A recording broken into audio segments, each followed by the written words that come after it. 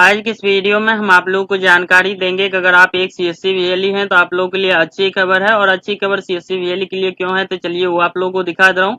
तो जो हमारे पास मैसेज आया है उसके अनुसार से आप लोगों को बता दे रहा हूँ। तो उसके लिए हम आपको लेके चलते हैं मोबाइल के होम स्क्रीन पे। तो यहाँ पे हम मोबाइल के होम स्क्रीन पे आ गए हैं। आने के बाद इसमें आप लोगों को मैसेज में दिखा दे रहा हूँ। ठीक है, तो यहाँ पे हम चलते हैं। हमारे पास जो यहाँ पे मैसेज बॉक्स है इसके अंदर दिया गया है। तो चलिए इसे हम ओपन करते हैं। जैसे ओपन करते हैं तो यहाँ पर आप देख सकते हैं हमारे पास एक मैसेज यहाँ पे दी गई है, जो कि इस मैसेज में यहाँ पे देखिएगा तो बताया गया है ई श्रम कार्ड की तरफ से दिया गया और यहाँ पे एक लिंक दी गई है। तो इसको आप लोगों को ओपन करके दिखा दे रहा हूँ। जैसे यहाँ पे ओपन करते हैं तो यहाँ पे देख सकते हैं अब हमारे पास जो मैसेज जो आया है इस टाइप से हमारे पास यहाँ पे मैसेज दी गई है। इस मैसेज में बताए गए हैं CSC मानधन .in यहाँ पे वेबसाइट दिया गया। उसके बाद यहाँ पे पंजीकरण करने के लिए दिया गया। इसका जी यहाँ पे शॉर्ट नाम दिया गया है PMSYM पेंशन 3000 रुपए यहाँ पे जो कि पर मंथ दिए जाएंगे वो बताए गए हैं। और यहाँ पे 31/3/2026 तक का ये बताया जा रहा था। ये मैसेज रियल है या फेक है तो मैं आप लोगों को क्लियर बता दूं, ये मैसेज जो दिया गया है ये मैसेज सही है। ठीक है, क्योंकि आपके पास जितने भी कस्टमर आते हैं तो आपको इस रिगार्डिंग आपसे पूछेंगे, इसके बारे में काम कराने के लिए आएंगे। क्यों आएंगे तो वो भी आपको बता दे रहा हूँ। तो यहाँ पे देखिएगा इसमें बताया गया है CSC के द्वारा जितने भी CSC वीएलई है इस पे काम कर सकते हैं। लेकिन इस पे आप लोगों को काम करना है कि नहीं करना है, कस्टमर को क्या समझाना है, उसके बारे में आप लोगों को कंप्लीट बताएंगे। तो आप वीडियो को जरूर देखिएगा। वीडियो पसंद आता है तो लाइक कीजिए। तो चलिए वीडियो को शुरू करते हैं। आप लोगों को दिखाए जो थे हमारे पास जो मैसेज आया था ई श्रम कार्ड की तरफ से जो कि 3000 रुपए पेंशन का, तो वो सर्विस जो है आप लोगों को डिजिटल सेवा पोर्टल पे ही लाइव है, जिसके माध्यम से आप कर पाएंगे। तो चलिए आप लोग बता दे रहे हो इसमें कस्टमर का करना है या नहीं करना है तो वो भी आपको बताएंगे। और CSC वीएलई को क्या बेनिफिट होगा तो वो भी बताएंगे। ठीक है, तो उसके लिए हम यहाँ पे डिजिटल सेवा पोर्टल लॉगिन कर लिए हैं।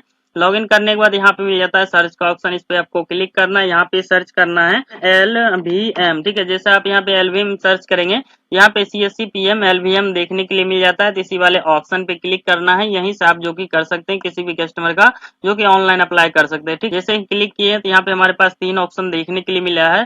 तो जिसमें CSC वीएलई जो है यहाँ पे CSC का जो देखने के लिए मिल जाता है तो इस पे क्लिक करना है। जैसे हम यहाँ पे क्लिक करते हैं तो यहाँ पे देख सकते हैं हमारे पास जो कि लॉगिन होगा तो यहाँ पे प्रोसेस ले रहा है। प्रोसेस लेने के बाद यहाँ पे हमारे पास स्टेप से आ गया। ठीक है, आने के बाद यहाँ पे एक OTP भेजा जाएगा जो भी रजिस्टर मोबाइल नंबर रहेगा। तो हमारा जो मोबाइल नंबर रजिस्टर है तो उस पे OTP गया है CSC में जो रजिस्टर रहता है। ठीक है, तो हम यहाँ पे OTP डाल देते हैं। OTP डालने के बाद आप लोगों को काम कैसे करना है तो वो भी आपको बताएंगे। फिर यहाँ से प्रोसीड वाले ऑप्शन पे हम क्लिक कर देते हैं। जैसे ही क्लिक करते हैं तो हमारा यहाँ पे सक्सेसफुल लॉगिन हो गया है। लॉगिन होने के बाद इसमें आप लोगों को काम करने से पहले आप लोगों को बेनिफिट दिखा दे रहा हूँ जिस भी कस्टमर का अगर करते हैं, क्योंकि कोई भी कस्टमर आपके पास मैसेज लेके आता है तो उसको सारे बेनिफिट बताना पड़ता है। ठीक है, तो उसके लिए हम यहाँ पे एक क्रोम ब्राउजर पे एक सर्च किए हैं तो हमारे पास स्टेप से आया है PMSYM बेनिफिट जो यहाँ पे दी गई है। तो इसको हम यहाँ पे हिंदी में ट्रांसलेट कर लेते हैं, जो कि हिंदी में यहाँ पे सारे कुछ आ जाएंगे। ठीक है, तो हमारे पास यहाँ पे जैसे हिंदी में आ गए हैं यहाँ बताया गया प्रधानमंत्री श्रम योगी मानधन, यहाँ पे PMSYM जो कि शॉर्ट नाम दिया गया इसी का। उसके बाद यहाँ पे योजना सरकार द्वारा समर्थित एक पेंशन योजना है जो असंगठित क्षेत्र के 18 से 40 वर्ष की आयु के श्रमिकों जिनको मासिक आय 15,000 यानी कि जो भी ई श्रम कार्ड बना रखे हैं उसका इनकम आय जो है यानी कि मंथली का 15,000 से कम होनी चाहिए, उससे ज्यादा नहीं होनी चाहिए। उसके बाद यहाँ बताए गए हैं 60 वर्ष की आयु के बाद 3,000 रुपए की गारंटीड मासिक पेंशन प्रदान करती है। इसके मुख्य लाभों में सरकार द्वारा 1.1 अनुपात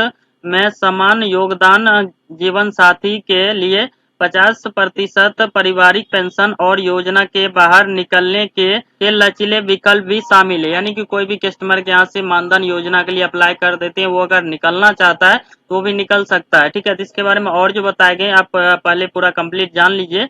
तो जैसे यहाँ बताए गए हैं गारंटीड पेंशन 60 वर्ष की आयु प्राप्त होने के बाद यहाँ पे 3,000 रुपए दिए जाएंगे। किसी भी कस्टमर का यहाँ पे आप लोग आवेदन करते हैं PMSYM बेनिफिट में हैं तो उसको यहाँ पे 3,000 रुपए महीना पेंशन जो मिलेगा 60 साल जब उसका पूरा हो जाता है उसके बाद ही मिलेगा। यहाँ पे सुनिश्चित मासिक पेंशन रहेगा जो कि महीने में उसे पेंशन मिलेगा। उसके बाद यहाँ बताया गया सरकारी योगदान केंद्र सरकार ग्राहक के योगदान के बराबर 1.1 अनुपात में योगदान करती है, यानी इसमें बचत प्रभावी रूप से दोगुनी हो जाती है। तो इसमें जिसका भी आप आवेदन करेंगे तो उसका यहाँ पे पेमेंट करता है, तो पेमेंट कितना करता है तो वो भी आप लोग बताएंगे। ठीक है, तो उसके बाद यहाँ पे बताया गया परिवार की पेंशन यदि ग्राहक की मृत्यु हो जाती है तो पति पत्नी पेंशन का 50% यानी कि 1500 रुपए पारिवारिक पेंशन के रूप में प्राप्त करने के हकदार होते हैं। यानी पति पत्नी में से किसी का एक किए हैं, उसका किसी का डेथ हो जाता है जिसके नाम से किए हैं, तो उसका अगर पत्नी रहता है तो पत्नी को जो कि यहाँ पे 1500 रुपए पेंशन उसको मिलेगा जब तक वो जीवित रहेगा। ठीक है। और जैसे आप लोग बताए थे इसमें पेमेंट करता है, पेमेंट कितना करता है तो वो भी आपको दिखा दे रहा हूँ। यहाँ पे जैसे बताया गया है विक्यायती अंशदान, यहाँ बताया गया मासिक अंशदान कम है जो प्रवेश की आयु 18 से 40 वर्ष के आधार पर 55 से 200 रुपए तक कटता है। यानी 55 रुपए से लेके 200 रुपए तक कटता है। तो इसमें जैसे मान लीजिए इसका 18 साल है तो यहाँ पे 55 रुपए से स्टार्ट होगा। जिसका यहाँ पे मान लीजिए 19 साल है तो यहाँ पे 60 रुपए हो सकता है, 58 या 57 रुपए का मासिक रहेगा।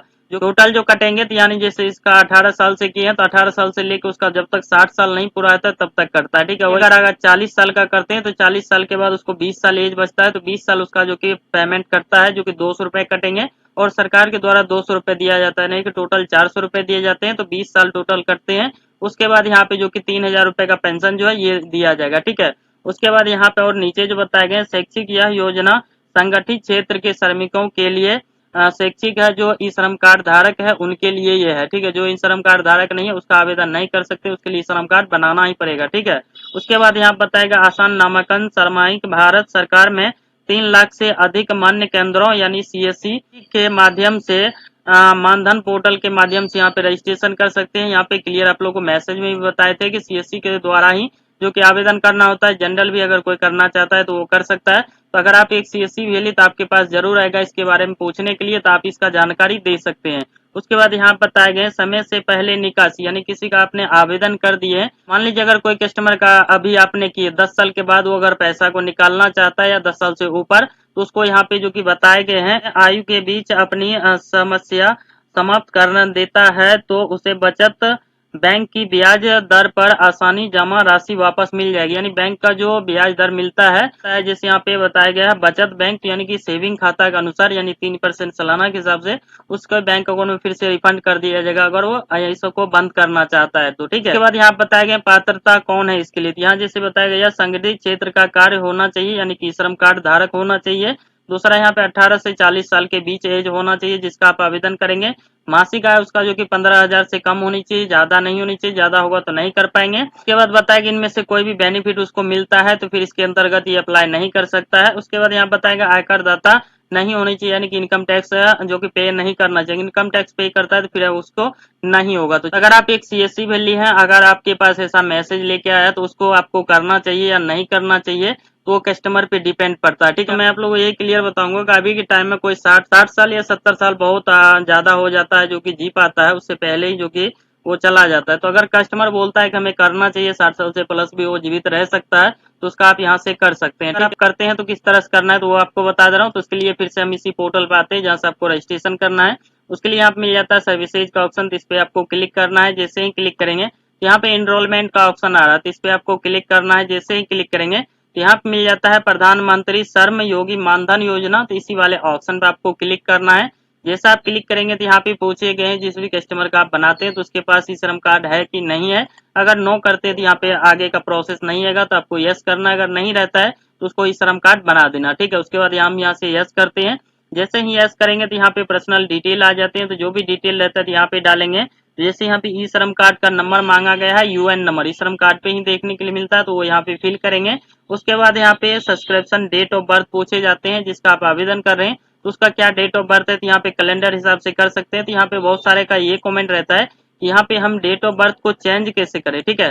तो चलिए हम यहाँ पे कहीं पे क्लिक करके आप लोग को दिखा दे रहा हूँ, इसको हम कैंसिल करते हैं कि डेट ऑफ बर्थ जो यहाँ पे डालेंगे इस पे हम क्लिक करते हैं। जैसे कैलेंडर खुल गया तो हमें ईयर चेंज करना है, तो जैसे यहाँ पे मार्च पे क्लिक करेंगे तो ये महीने का चेंज होगा। यहाँ पे हम ईयर का चेंज करना चाहते हैं, ईयर वाले ऑप्शन पे क्लिक किए तो इसको हम सेलेक्ट किए तो यहाँ पे जैसे 1986 से यहाँ पे ले रहा है। ठीक है। तो इसको आप यहाँ से सेलेक्ट कर सकते हैं।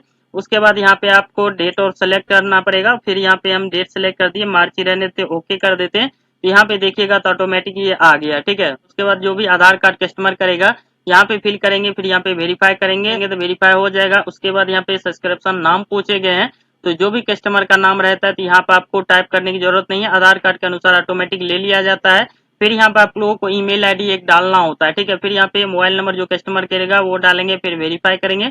ओटीपी आएगा, ओटीपी देखिए यहाँ से आप लोगों को वेरीफाई कर देना है, वेरीफाई हो जाते हैं, जेंडर मेल फीमेल ऑटोमेटिक आ जाएंगे।